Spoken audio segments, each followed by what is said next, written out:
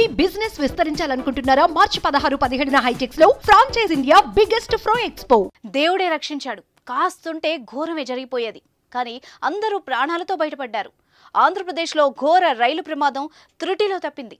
వేలాది మంది ప్రయాణిస్తున్న రైలు పట్టాలు తప్పింది. అయితే డ్రైవర్ దేవుడి రూపంలో అందరినీ రక్షించాడు. లేకపోతే ఊహకందని నష్టమే జరిగేది.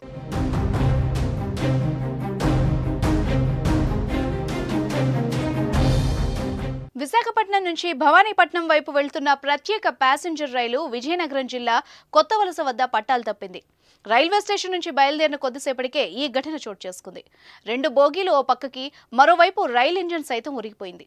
మెయిన్ లైన్ నుంచి మిడిల్ లైన్ కు వెళ్తున్న సమయంలో ఇంజన్ పట్టాలు తప్పడంతో ప్రమాదం జరిగింది. పైలట్ అప్రమత్తంగా వ్యవహరించడంతో అందరూ క్షేమంగా బయటపడ్డారు. ఇద్దరికి గాయాలు కాగా మిగతా ప్రయాణికులు ఎవ్వరికీ ఏమీ కాకపోవడంతో రైల్వే అధికారులు ఊపిరి పీల్చుకున్నారు. రైలు వేగం తక్కువగా ఉండడంతో పెను ప్రమాదమే తప్పిందని అధికారులు చెబుతున్నారు. గత ఏడాది విజయనగరంలో ఘోర రైలు ప్రమాదం మిగిల్చిన విషాదం ఇంకా మర్చిపోనేలేదు. విశాఖపట్నం రాయగఢ్ రైలును పలాస ట్రైన్ ఢీకొట్టడంతో 13 మంది ప్రయాణికులు మరణించారు. ఆ ప్రమాద దృశ్యాలు, చేదు జ్ఞాపకాలు ఇంకా మదిలో మెదులుతూనే ఉన్నాయి. ఇంతలోనే మళ్లీ రైలు ప్రమాదం అనగానే ప్రజలంతా ఒక్కసారిగా ఉలిక్కిపడ్డారు.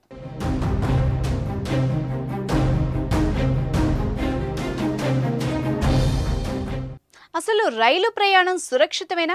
రైలు ఎక్కితే క్షేమంగా గమ్యం చేరుకుంటామా?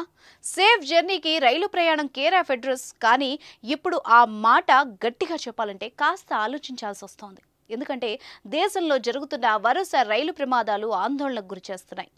చెన్నై, ఒడిశాలోని బాలాసోర్ జిల్లాలో చోటు చేసుకున్న ఘోర రైలు ప్రమాదం వందలాది మందిని బలి తీసుకుంది. అదే కాదు, ఇటీవలి కాలంలో వరుస రైలు ప్రమాదాలు ప్రజల్ని కలవరపెడుతున్నాయి. మొన్నటికి మొన్న ఓ గూడ్స్ రైలు డ్రైవర్ లేకుండా 70 కిలోమీటర్లు ప్రయాణించింది. అయితే అదృష్టవశాత్తు ఎలాంటి ప్రమాదం జరగలేదు. వరుసగా ఇలాంటి ప్రమాదాలు జరగడంతో రైలు ప్రయాణికుల్లో కొత్త టెన్షన్ మొదలైంది. రైలు ప్రమాదాలపై మీరేమంటారో కామెంట్ చేయండి.